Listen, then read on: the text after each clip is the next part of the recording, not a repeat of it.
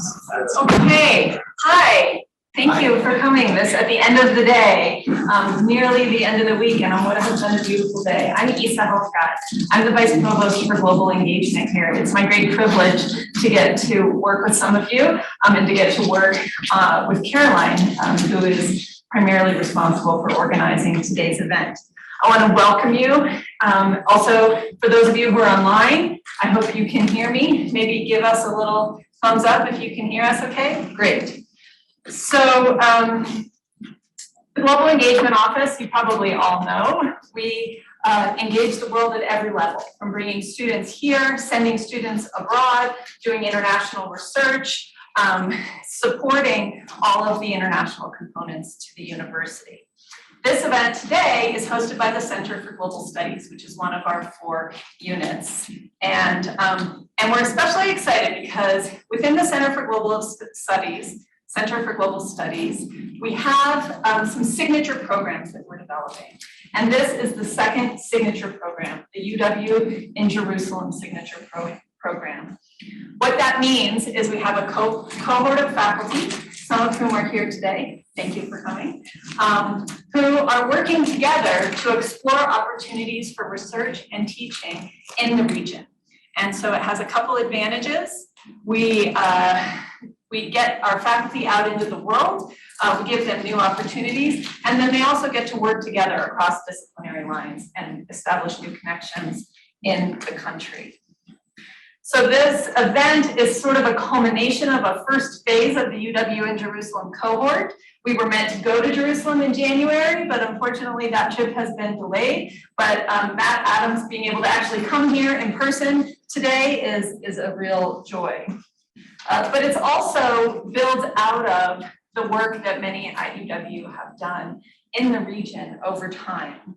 So I want to, in particular, mention the work of colleagues like Seth Ward, who leads the teaching of Hebrew and Islamic religions at the university, of Eric Nye, who not only leads the teaching of Arabic, but has been incredibly energetic and committed to bringing Arabic language instruction to the university, to Paul Flesher, who's a specialist in ancient Judaism and has really made it possible for UW students to participate in important digs, for Nevin Aiken, who has a specialty in transnational peace studies, and like Paul has created a number of opportunities for UW students to travel to the region. So this is a new initiative, but it builds on an area of strength that we have had sprinkled across various UW faculties previously.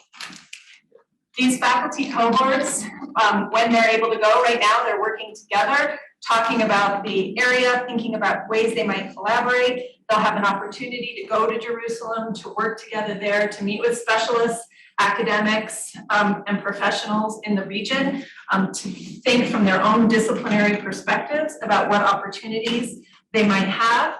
And then we hope they will begin to bring their own students to the region for study abroad opportunities. And that's another aspect of the Global Engagement Office, where we support the development of faculty who want to bring students to take classes abroad. So that's just a little bit of context from my office. I will say, as the head of this unit, it is just thrilling to be able to have these programs in motion again after a little bit of quiet time during the pandemic, and just couldn't be happier to welcome you all here. So thanks, and I'm going to turn it over to Dr. Caroline McCracken-Flesher, who's going to actually do the real work of introducing our speaker.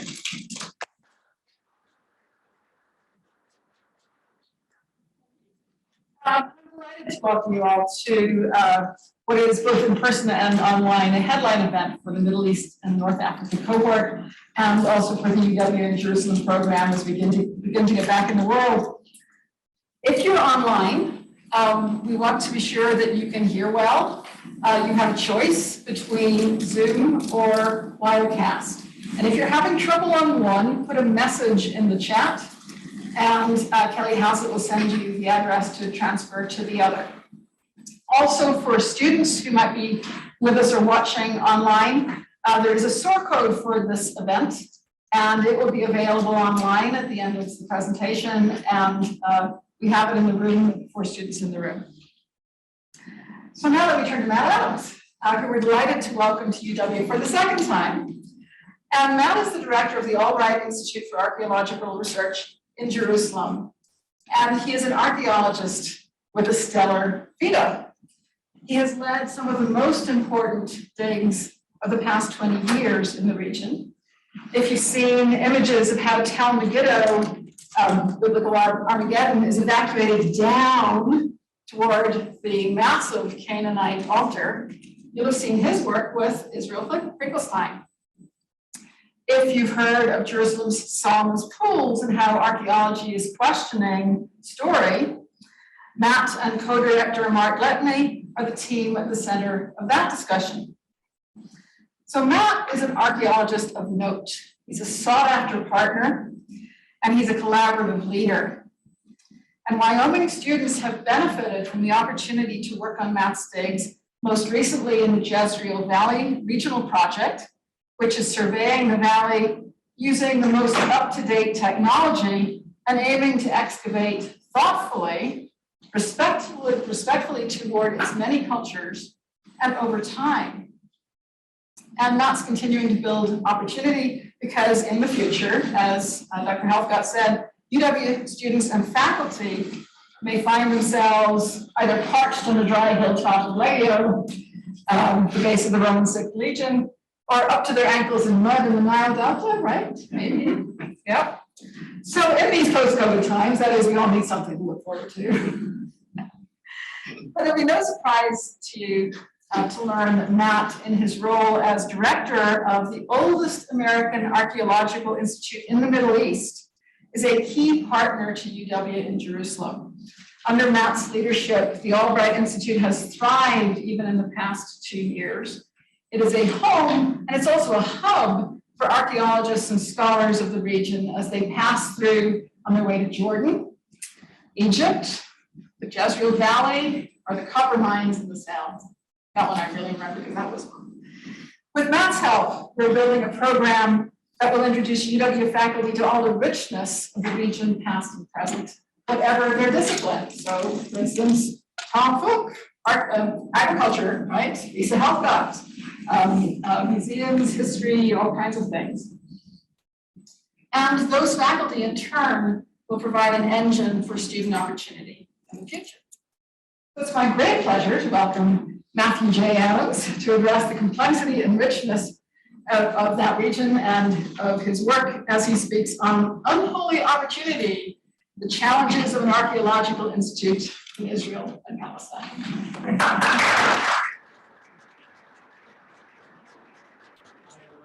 So much for coming. That was like the best introduction I've ever had. So I hope we're recording this because I want to transcribe it and use it on my bio and various places. Yes, I'm here primarily, or first and foremost, to talk about the Albright Institute as a central place in the new UW in Jerusalem program.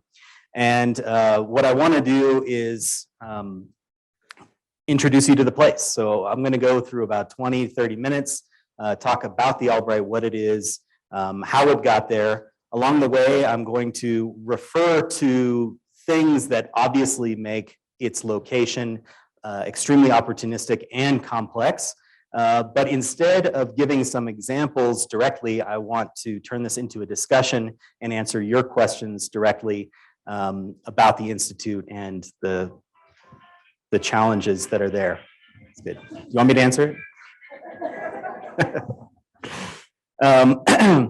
So I recognize also that there are people here and out there in the Zoom world who are interested in this program that come from a wide variety of disciplines and interests in this region. So I'm intentionally not going into great detail about my specific research at this point in time. If you want to ask about archaeological things, totally happy to talk about it. But for the most part, I want to introduce you to the Albright Institute. And I should start by saying that despite the fact that archaeological is in the name of the Institute, I think it's really a misnomer, but I'm not advocating for a change in name here. The Institute, especially with some of the changes that we've made in the past few years, I'm going to show you our updated mission statement very soon. We are very much a hub of international scholarship. We're American in origin, but we welcome scholars from around the world. We have opportunities to engage Palestinian and Israeli researchers, among many, many others. And I hope that will come across in some of the things that we'll be looking at today.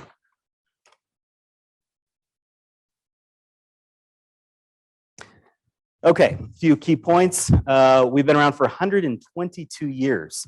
We were founded originally as the American School of Oriental Research, or the American School, really, in 1900, by a group of biblical scholars who had this brilliant idea that we're teaching the Bible to our students and creating new PhDs and graduate students. We should take them to the place they're studying.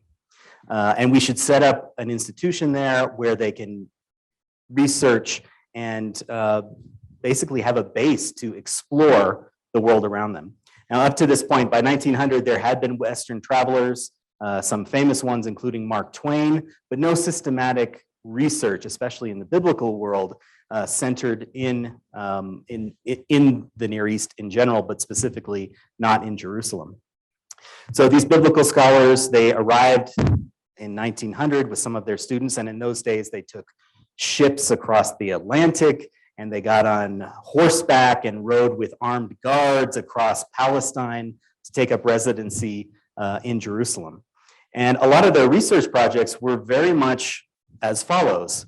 I am interested, now I'm pretending to be one of these young student scholars, I'm interested in the book of Joshua, and I see that Joshua went to this place and this place and this place.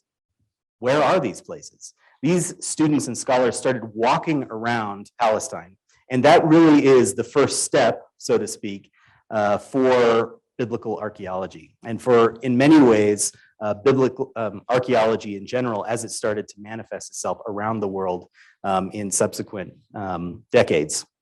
So these guys would pick places on the ground. They would try to count out, pace out where they might be on the ground. And they would come to these piles of dirt and ruins. And they would say, okay, great, I found a rod, or I found Jericho, or whatever it might be. And the next logical step in many of their minds was to start to pick up stuff on the ground, pottery, other artifacts. What happens if we start to move dirt and dig down inside of these things? This was the origin of archaeology in the Middle East, very much so. And the Albright Institute, as it's now called, or the American School at the time, was influential in the beginnings of all of this. As I indicated already, we are an American institution. We're a US 501c3, completely independent from any other university hierarchies, but very much cooperative with lots of educational institutions in the United States and around the world. We have funding from the US State Department in some cases, funding from the NEH in other cases, and have had funding from a variety of private and federal and state level institutions over our many years of existence. Our main activity now is maintaining the property, which I'm going to show you, and welcoming fellows and researchers at the Albright Institute in a variety of different ways. We have an endowment which offers $200,000 to $300,000 worth of fellowships every year for scholars to come on our dime. But we are also a home base for scholars who are coming with their own financial means or other grants to stay at the university, at the institute or campus.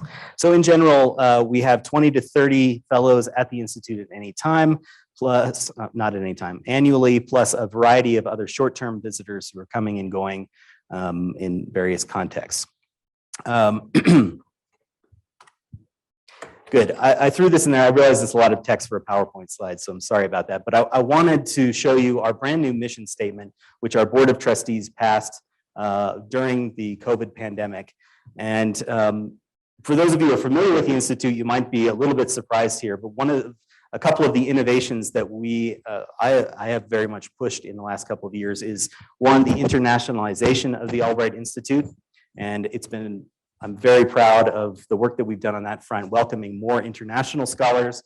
And I'm very happy to announce, that I am retiring from this position in June, and that my successor is the first female, non-American director that the Institute has ever had. So I'm welcoming Katharina Schmidt from Germany, who will take over for me this summer. And I'm very excited. She has a lot of experience already running a similar institution, a German institution in Jordan, and I think we'll do a great job here. So the internationalization of the Institute, and also the broadening of the fields of research that the Albright is interested in. So as I said, these original scholars were biblical scholars, focused primarily on texts and got involved in material culture by way of the text, and that expanded into biblical archaeology. Historically speaking, many of our fellows are have been traditional archaeologists studying Israelite periods, Philistines, Israelites, Canaanites.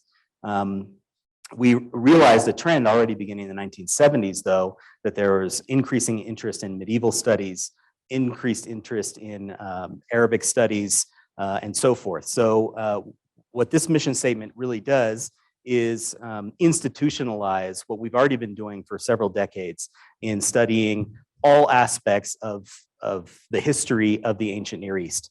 And that is brought out in the first line of our mission statement, which says, research on the history and societies of the Near East from prehistory through the 21st century. Formerly, it used to specifically say through the early Islamic period. So for those of you who don't necessarily do ancient Near East, are Ottomanists or Arabic studies, religious studies, any of these kinds of things, we welcome you at the Albright Institute now. Okay. Hopefully you know where Israel and Palestine are in the southern Levant. This is one of my stock ancient slides showing you the Eastern Mediterranean world, but it's of course much more complicated where we live in this modern day. On your right, you see a sort of modern-ish map showing Israel, Palestine, and Jordan, and some of the complex boundaries that are there. On your left-hand side, you see more specifically Jerusalem itself and the extremely complex political, geopolitical, geographical, I don't even know how to explain it. Many of you probably follow the news or are political scientists who understand the complex relationship between Israel and Palestine and how that is manifested over the many years, but in particular since the Oslo Accords of the 1990s and how that has panned out over time. What this map on the left shows you is Greater Jerusalem, showing you in particular West Jerusalem, in blue, considered by many to be Israeli territory, and East Jerusalem, which is part of the disputed territories. They sound the same, right? Okay, good. And the two colors there representing local populations of Israelis, Palestinians, and how they're now distributed inside of this East Jerusalem territory. And where is the Albright? Right smack in the middle of this complicated situation. You see the old city, which is there right in the center, and the Albright Institute is located just a few hundred meters north of the old city. Let me zoom in for you. Zoom in for you and give you a little bit of historical background. I'm not a political scientist. The things that I'm telling you now are just the things that I've had to live with in my last 8 years of living in Jerusalem as the director of the Institute, and in fact, 25 years working in the region. So I'm not trying to give you a political summary. I'm trying to just paint a picture of what it's like to be there. And in a non-negative or positivist sort of way. This is how it is. From an historical point of view, you're looking now at this picture on the right. North is to your right, and you are seeing on the left-hand side the northern walls of the old city.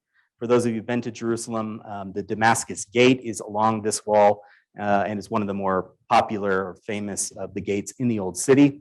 Salahuddin Street exits through another adjacent gate, Herod's Gate, and goes off to the north across the dotted line, which says the ACE, or American Schools of Oriental Research, vacant lot. We bought this property in 1919 after having moved the Institute around to rented properties in the Old City and West Jerusalem for the first 20 years or so. At the time we bought the lot, Palestine was under the British occupied Enemy Territory Administration. This was a temporary government body that predated what we more formally call the British Mandate. but of course after the fall of the Ottoman Empire in the region.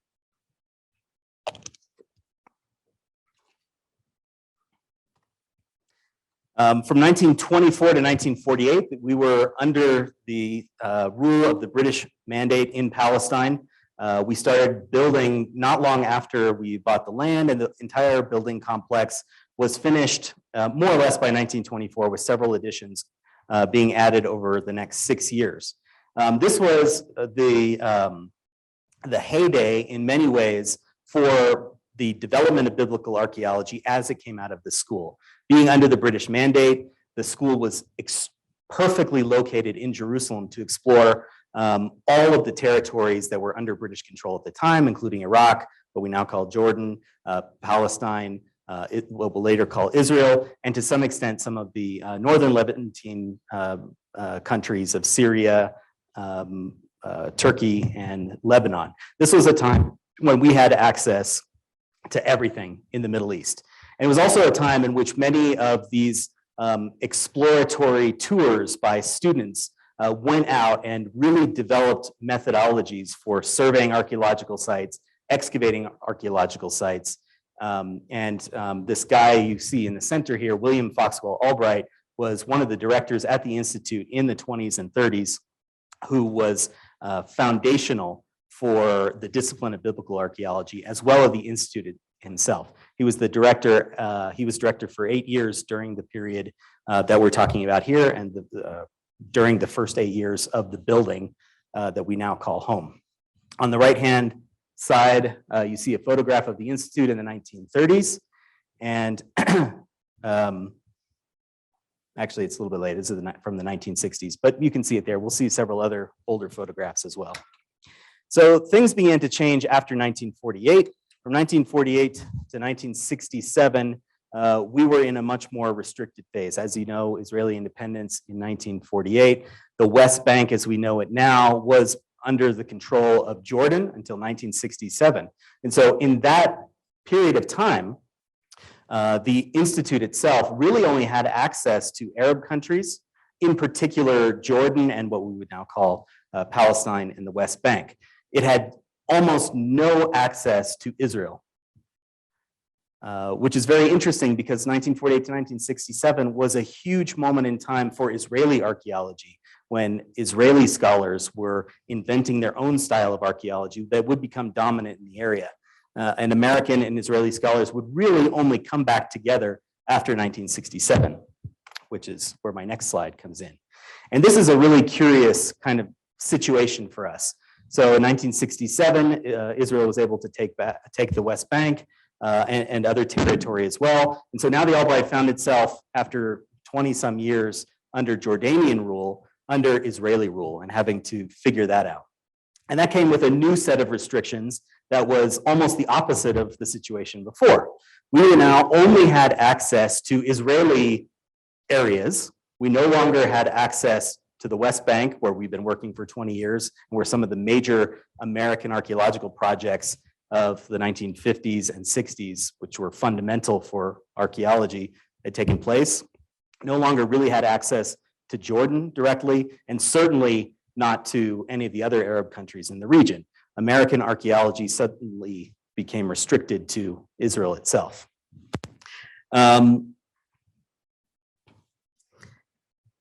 Right, there's a lot of words here. One of the responses of the American Schools of Oriental Research was to open a new sister school in Amman, Jordan, which is now called the American Center of, they just changed their name but kept the acronym, I forget. The American Center of Overseas Research, I think is what they call themselves now. And that sort of filled the gap on the Jordanian side. For the first couple of years, the Albright Institute in Jerusalem was restricted to Israeli territory. But since the Israelis also were controlling the West Bank, the Albright now could engage Palestinian scholars and Israeli scholars.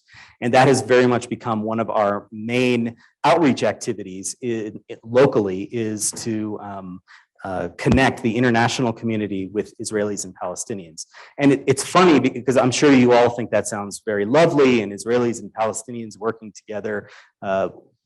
They can come to the Albright Israelis and Palestinians. You will come to any lecture and see Israelis sitting next to Palestinians listening to lectures.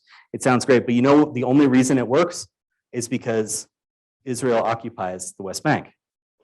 If the West Bank was independent, the Albright Institute would only either be, depending on how the lines were drawn, in Israel or the West Bank. So in a lot of ways, we're able to take advantage of this very strange situation and hopefully profit a lot of the local communities for however long we're able to do that. The Albright is in the territory known as East Jerusalem, which comes with a lot of complexities as well. It is internationally considered occupied territory. In the neighborhood that the Institute is located, it is an Arab-Palestinian neighborhood. There are very specific limits. You can walk one block in one direction and suddenly you are in an ultra-Orthodox Haredi Jewish neighborhood, or in another direction and be in a more secular Jewish Israeli neighborhood, or in another direction, a different kind of Palestinian neighborhood that is maybe less cosmopolitan, more rural. All of this kind of intersects here at the Albright, and it provides a lot of complexity to our daily life and a lot of positive things as well. Just because I have them listed here, although I think it comes up on another slide here, because the West Bank and Israel are united for the sake of administration in this context, we are also able to hire and engage Palestinians and Israelis both. So I have a staff of about 13 people.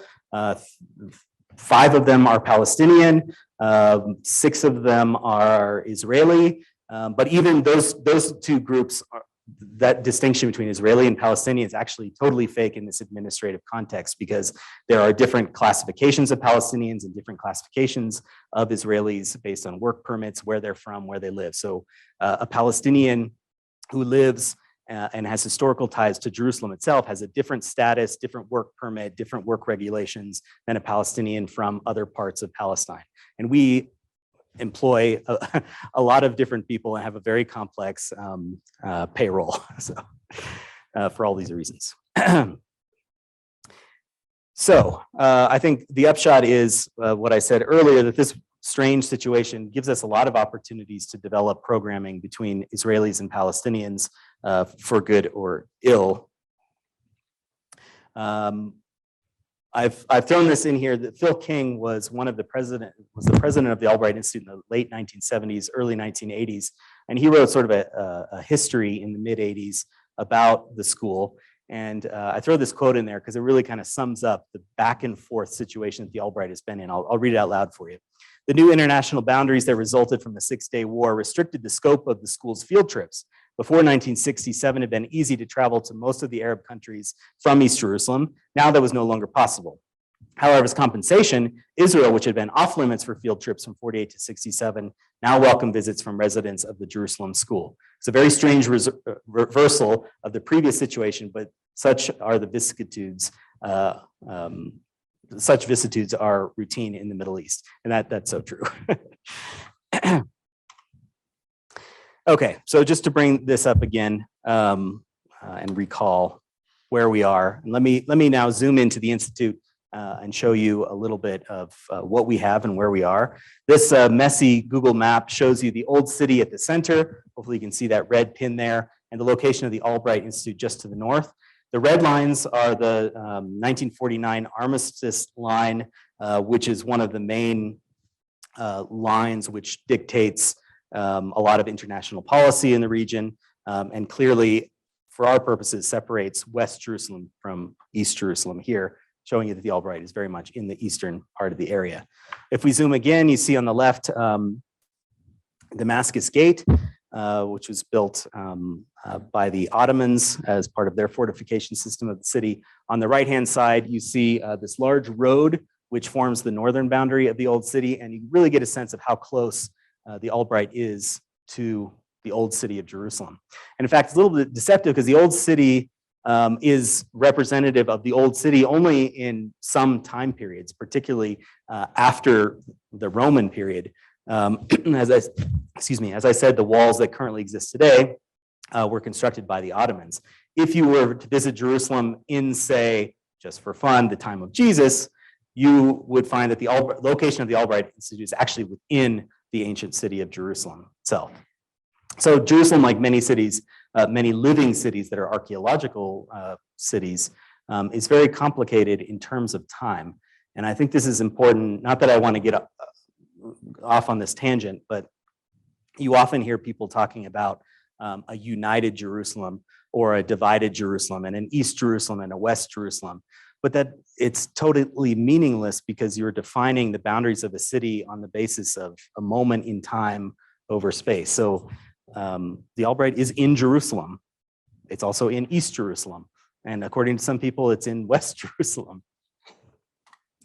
Getting a little bit closer to the Albright property itself, it's a pretty large property. We have 3 main buildings on the campus, as you can see from this Google Earth image of the property. Some of the original architectural drawings on the bottom left and upper right. As I said, the building was constructed between 1919 and 1924. At the time we bought the property, as you may have noticed from that original aerial photograph, the area was more or less empty, just a few buildings, including a monastery nearby. It is now very much in the commercial center of East Jerusalem, as some of the upcoming pictures will show you. But it is very much a peaceful place, and maybe you get that sense from the bottom right image, which is showing you one of the rear parts of the building. So it's kind of strange to walk up to the Albright for the first time. As I said, you're in this strange Palestinian commercial center, and there's a local district court next door, and there's a big shopping street with people bustling around and cars are honking, and it's just not where you would expect to find an archaeological institute. But here's our gate right on the main street of Salahuddin. And the moment you pass through this gate, you enter another world and step back in time for a century. And to some extent, escape the honking of the streets outside. This is the facade of the building in roughly 1924. It looks very much the same today. It has a lot more trees and growth around it, as you will see. Some images from the bustling street. These don't really show you what a busy street this is, but hopefully it gives you some sort of sense that the Albright kind of sticks out like a sore thumb, or the complete opposite. It's just kind of this private little villa in an otherwise very busy intersection. So let me take you inside now. One of the places that we all know and love is the main courtyard of the Institute. As you saw in some of the images previously, the 3 buildings that we have all surround the courtyard, the Kershaw family garden that you see here. This is one of the favorite gathering places for residents. The buildings themselves add some sort of acoustic insulation against the city outside, and it's usually very quiet, except when there are birds, and there are often a lot of birds. And I don't really like birds, so I don't really go there. Now, this is the main heart of the Institute, and especially in the summer months and spring, this is a great place to sit and have coffee, tea, beer, what have you. It's an old time Albright tradition to gather at 4 p.m. and have tea time, which of course used to have tea in Albright's days. He was a missionary, so it really was tea. Now we have a fully stocked beer fridge, so you have many options when you come for tea time at the Institute. The courtyard is surrounded by this beautiful loggia, and you can see 2 of the buildings kind of rising up around the outside here. The campus itself, including these 3 buildings, has a lot of facilities. We're primarily a residential facility, which is one of the great reasons that we're a good candidate for hosting UW in Jerusalem. We've got places for people to stay. We have a kitchen, we have a library, we have labs. Our main purpose of existence is to provide room and hospitality for people to come and do their work. And that's what our fellows do. They apply for time and money, of course, but time especially to spend 3-4 months at the Institute working on their projects in quiet. And we take care of everything. We have a great hospitality staff, we have housekeeping, we have an excellent chef and chef's assistant, who I will mention again in just a moment. And we have a lot of programming that really revolves around the academic community and around eating and drinking. Okay, I threw a couple of these in there. This sounds weird, but if I had given the same talk a few years ago, I would say And you know what? We have a couple rooms that have private bathrooms. Now, now I'm happy to say we took advantage of the downtime during COVID to add private bathrooms to all of our residential facilities.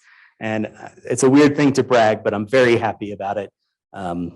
So here you see some of the remodeling and process, what some of these rooms look like. They're simple. The style of the 1920s is still preserved to some extent, but there's a great place to work in quiet and not in quiet if you so choose. We recently remodeled major parts of the library and other parts of the campus that I won't be showing you here. Okay, just a quick break. I selected the 2019-2020 fellows, copied and pasted this from the website, just so you can see the types of research projects that our self-funded fellows are working on. I know you can read them yourself, but just a quick summary here. Lost coins in the economy of Khirbet Qumran. This is dealing with the Second Temple period and the Qumran and the Dead Sea Scrolls from a numismatic point of view. Venetian merchants in the Holy Land during the Mamluk and early Ottoman periods. Rural elites and their villages in the Late Bronze and Iron Age I periods. Merchants, mercenaries, and migrants, early Greeks in the Levant, talking in the 8th and 7th centuries. Beyond monotheism, early Christian myths and economies of religious exchange, dealing with the first couple of centuries of Christianity in the region. Bell towers and minarets, the soundscape of the Levant in the age of the Crusades, medieval, obviously. Telmassos and East Syrian monasticism as part of the Negev's monastic diversity. So Christian, Byzantine, monastic movements in the desert fringes of the region. From patriarchs to prophets, the art of biblical figures in late antique synagogues, mosaics especially, and their use of biblical figures in 4th, 5th, 6th century synagogue contexts. Islamic Christian artistic exchange, mosaics at Khirbet el-Mafjar near Jericho as a case study. Sculptures of Roman and Byzantine Beit Shan Scythopolis. The construction of Islamic law, compositional analyses of legal traditions. Archaeobotanical investigations of early Islamic agricultural economy in the Levant. So of course, dealing with Islamic periods, but from a very hardcore archaeological point of view, studying the botanical remains, the remains of seeds from archaeological context that help us understand diet and economy, agricultural economy. And here, this one stands out. Carinated technology in the Levantine Argunkarian. This is basically Stone Age, Paleolithic stone tool industries, and so forth. So what I wanted to do in showing you this is really the diversity of topics, but this is, you know, we only have 20 some people at any given time. If I showed you all of the years, you would even get a broader perspective, especially in more recent years as we've expanded into medieval, early modern, and modern topics. So again, I think it's important to remember that the word archaeological in the title of the Institute is a nice historical tradition, but we are a center for research of all types. Programming, we typically do a lot of programming specifically for our residents and our fellows especially. All of our residents are required to give a workshop on the research project they're working on. We invite scholars from around the world to give lectures and other workshops. We host conferences, social events of all kinds. Generally, we have 70 to 80, sometimes 90 and 100 individual events every single year of these types, which include lots of social events as well, but mostly academic with a social tinge. We've also expanded our online presence, especially during COVID. We couldn't do a lot of the stuff that we normally do, so we had to kind of reinvent ourselves. So we started, prior to COVID, we were already starting this YouTube channel, which we call Albright Live. So please, I would appreciate it if you would just get online and like and subscribe and all that stuff, just so we can count your numbers when we're bragging. Yeah, good, thank you. We have a lot of great content there. At first, pre-COVID, we were sort of experimenting with recording lectures. Some of those are better than others technologically. but especially with the Zoom world during COVID, we've been able to do a lot more stuff. So instead of in-person lectures from our fellows, we did a whole program that lasted 2 years of doing book launches for on topics that were sort of related to Albright types of things. You see some of these books across the bottom here, not all of them, but we interviewed the authors. If there were edited volumes, we invited some of the contributors. We invited other scholars to comment on the books themselves. And these 1 to 1.5 hour programs really gave us a chance to showcase scholarship in kind of a unique way. So New York Times book review, live and in person with the authors. And that was very successful. And we recorded all of those, and you can find those on our website. Another really exciting project that we did that I really liked because I'm in it is what you see on the upper left-hand side.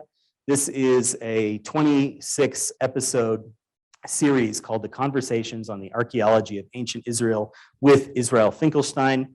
Israel Finkelstein, for those of you who don't know, is a really important figure in Israeli archaeology, and a lot of the work that he has done at various places in the region has really pushed the envelope for archaeology across the world, but especially in biblical archaeology as well. And so he's recently retired, and we decided to sit down and have a series of conversations that would go chronologically through the biblical eras and kind of tease out what his narrative of the history of ancient Israel is, looking from the perspective of his 40 years of research. It's good, it's interesting. I encourage you to check it out. And if you are teaching a class that has anything to do with anything, just tell your students to watch it. We're actually working on a sequel now with another scholar. Her name is Andrea Berlin, which will pick up where this one left off in roughly the Hellenistic and Roman period. Is where this one ended. This one will pick up right there. And we have 20 episodes in production now, which is really fun. Okay, events and food. I mentioned that the Albright is a great place to be. A lot of people come and go. People like to eat. I like to eat and drink. We have a great chef. Food and community and hospitality are kind of the anchors for what we do. I mean, scholarship is important, and indeed, that a lot of scholarship happens at the Institute, but in my philosophy, if you can feed and water people, then the scholarship will come naturally. So we put a lot of effort on bringing people together and creating scenarios in which they can eat and talk about their research. You know, many of us, I mean, if you think about American academic world, there's one professor of archaeology at this university and one at this university and one professor of this at this place. How many places do you go to where a lot of people are working on similar enough topics that you can have 20 people all talking to one another at the same time? So this is a hub for those things to take place, and I'm really proud of what we do there. Our chef, who you see on the bottom right over here, left, Hisham, is super famous. His family has been cooking, let's say feeding archaeologists since the 1920s. His uncle was the chef at the Albright for 70 years. During that historical overview that I talked about, he was the first chef at the Albright here during the Jordanian period, the Israeli period, the British Mandate, and Hisham has taken over for him in the 1990s. So if you ever come to visit us, undoubtedly food and drink will be there for you, including our annual Shawarma Fest, which this year takes place on May 26th. This is our big get-together that celebrates the end of the academic year. We have food, we have drink, we have, and this is where we play politics. We invite 2 breweries, a Palestinian brewer and an Israeli brewer, who all pour their beer together for everyone that's there. We have a band and so forth. We have a similar party just a couple months later in celebration of the 4th of July, but the scenario is a bit different. During the normal academic year, we have our fellows here and things kind of run according to an academic program. In the summer, things get changed up quite a bit. We have archaeologists coming and going. People are on vacation from teaching at the university, have an opportunity to go do research. So we have people coming in and out of the Institute over the summer much more regularly. So we host another party in honor of the 4th of July for all of our friends and colleagues as well. Okay, some information for you if you want to write it down.